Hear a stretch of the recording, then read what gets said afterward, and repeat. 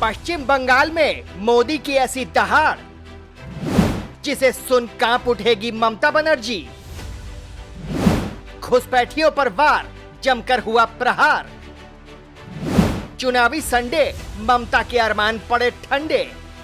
देश में 400 पार का नारा लिए प्रधानमंत्री नरेंद्र मोदी बंगाल पहुंचे, जहां पर रोड शो के दौरान भारी हुजूम उनके पीछे दौड़ पड़ा। हजारों की संख्या में लोग पहुंचे, तो वहीं दूसरी तरफ पश्चिम बंगाल की मुख्यमंत्री ममता बनर्जी भी जनता के बीच पहुंची और जमकर कई रोड शो किए। खास बात ये रही कि आज ममता न तो मंच से गरजी, न ही ममता ने पीएम मोदी को लेकर चुनावी प्रहार किए, जबकि पुरुलिया और बांकुड़ा जिले में मोदी और ममता के राजनीतिक कार्यक्रम 50 किलोमीटर के दायरे में थे। फिर भी ममता चुप रही और पीएम मोदी गरजते रहे। साथियों, बंगाल में आपकी आस्था पर आक्रमण करने की जिम्मेदारी टीएमसी सरकार ने ले रखी है।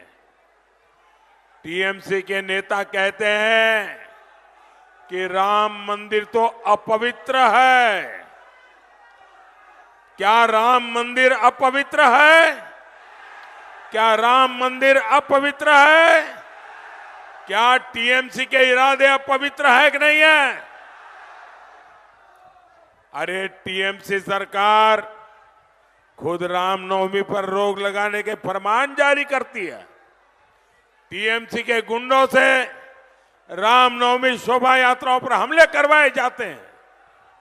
अब तो यहां की मुख्यमंत्री खुद हिंदू संतों को धमकी दे रही है।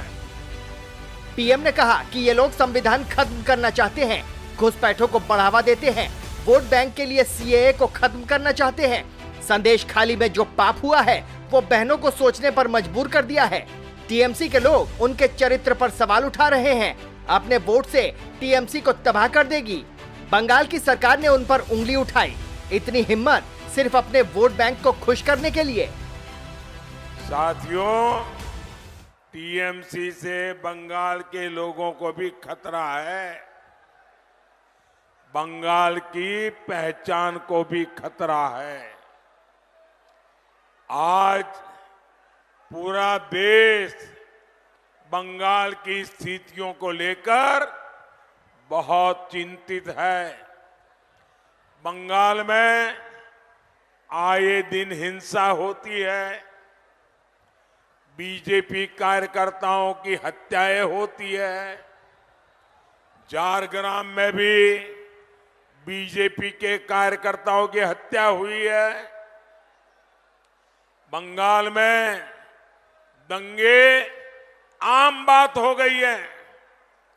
आदिवासी भाई बहनों की पहचान खत्म करने के प्रयास हो रहे हैं, लेकिन टीएमसी को किसकी चिंता है? टीएमसी को अपने वोट बैंक की चिंता है। यही नहीं, मोदी और राज्य की मुख्यमंत्री ममता बनर्जी रविवार को चुनाव प्रचार के सिलसिले में 2 जिलों में आमने सामने रहे, लेकिन ममता बनर्जी जितना 18 तारीख तक हुंकार भर रही थी, उतना ही वो खामोशी से शो कर रही थी। वैसे जिस तरह के इशारे ममता बनर्जी ने इंडिया गठबंधन को बाहर से समर्थन देने को लेकर किए हैं और जिस तरह से बंगाल में कांग्रेस खुलकर उनका विरोध कर रही है, इससे भी आज तेवर ममता के कुछ कमजोर दिखाई दिए हैं। जबकि जब पीएम मोदी बंगाल की धरती पर नहीं पहुंचे थे, तब तक वो खूब बीजेपी पर गरज रही थी। आपको बता दें कि हाल ही में बंगाल की धरती से ममता बनर्जी ने कहा है कि कांग्रेस पर भरोसा न करें। मैं दिल्ली के इंडिया ब्लॉक की बात कर रही हूँ, टीएमसी इंडी गठबंधन के साथ है। ममता ने वार किया तो कांग्रेस ने भी प्रहार किया। ममता और अधीर रंजन के बीच बढ़ती जुबानी जंग के बाद खुद कांग्रेस अध्यक्ष को मैदान में आना पड़ा। उन्हें कहना पड़ा कि अधीर रंजन चौधरी को पार्टी लाइन का पालन करना होगा या वो कांग्रेस छोड़ने के लिए स्वतंत्र हैं। अधीर रंजन चौधरी निर्णय लेने वाले नहीं। मैंने कहा कि हाईकमांड हम हैं, हम जो तय करेंगे फॉलो करें। अगर कोई फॉलो नहीं करता तो वो बाहर जाएगा। कोलकाता में मल्लिकार्जुन खड़गे की तस्वीर पर पहले कालिक पोती, फिर दूध से साफ किया गया। कांग्रेस टीएमसी पर आरोप मढ़ रही है। अब बंगाल में कांग्रेस और ममता बनर्जी के बीच बढ़े बवाल के बाद टीएमसी अपनी चाल सोच समझकर चल रही है। आपको बता दें कि पश्चिम बंगाल में 24 सीटों पर चुनाव बाकी है। बंगाल में पहले 4 चरणों में 18 सीटों के लिए मतदान हुआ, जबकि शेष 24 सीटों पर वोटिंग होगी।